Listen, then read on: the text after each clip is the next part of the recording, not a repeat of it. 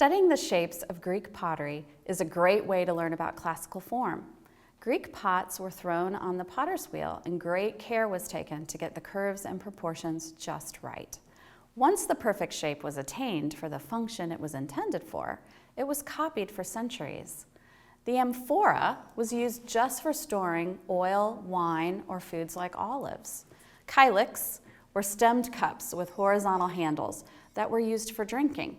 These handles were especially helpful when you had to lift the cup up from the floor while reclining on a lounger at dinner. When we talk about pots, we use mostly anthropomorphic terms like the neck, the shoulder, the belly, and the foot or foot ring. So if you think about a pot as looking like the body of a person, it helps to get the curves just right. Unlike the Greek potters, we aren't going to use clay to make our pot, but instead a recycled paperback book. With the use of a few French curves and an X-Acto knife, this book becomes a beautiful sculpture of a pot. Paperback books can be picked up at thrift stores or yard sales for pennies. Nice, thick books work the best. I'm using a Yupo watercolor paper to make my template. This is a very smooth, sturdy paper, and it will hold up well. So first I'm going to just trace the outline of my book onto the Yupo, so that when I draw the curves, I know that they'll fit within the format of my book. 2 templates can be made from 1 sheet of paper, by the way. I'll be drawing half a silhouette of a finished pottery form because when the book is opened, the whole form will be seen. So you can choose to replicate one of the classical Greek forms like the amphora or create a form of your own for its own unique function. So I'm going to start by creating the rim of the pot by deciding how far out my neck will be.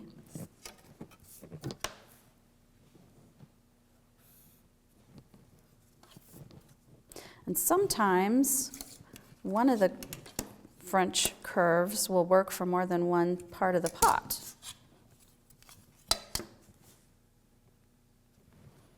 So I'm going to create the belly, and I'm just going to go down and end with a nice foot at the bottom.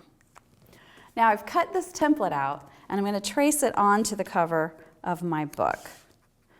I'm going to use a black marker so I can really see the lines here. And I know this is going to fit.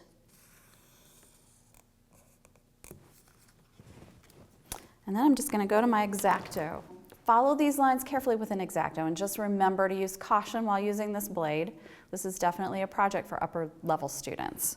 So I'm going to cut through just as many pages as are comfortable at one pass.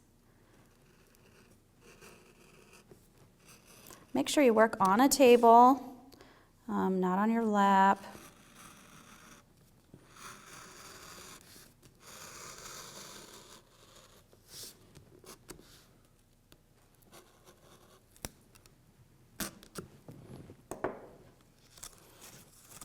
So as you go down through the book, it's a good idea to reinsert the template every so often, trace it again, because as you go down, the cuts seem to get slightly narrower. So just continue making these cuts until all the pages are cut through. And finally, to create a fun mixed media piece, glue the open book to a background representing a Greek scene.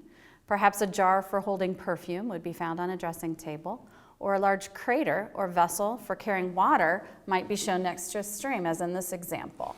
This water jug was made using half of a paperback book. So the background could be done using a variety of media, such as paint or collage. The book face doesn't have to be on a background, however.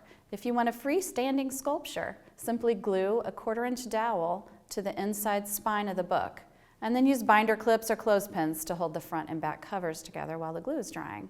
To add color, you can simply brush watercolor on the outside edges of the pages while the book is still closed. The slight waving that occurs as it dries will add even more volume to the finished product. I hope you decide to explore Greek culture and pottery forms and recycle a book at the same time. For a detailed materials list and a PDF of this lesson plan, please visit dickblick.com/lesson plans.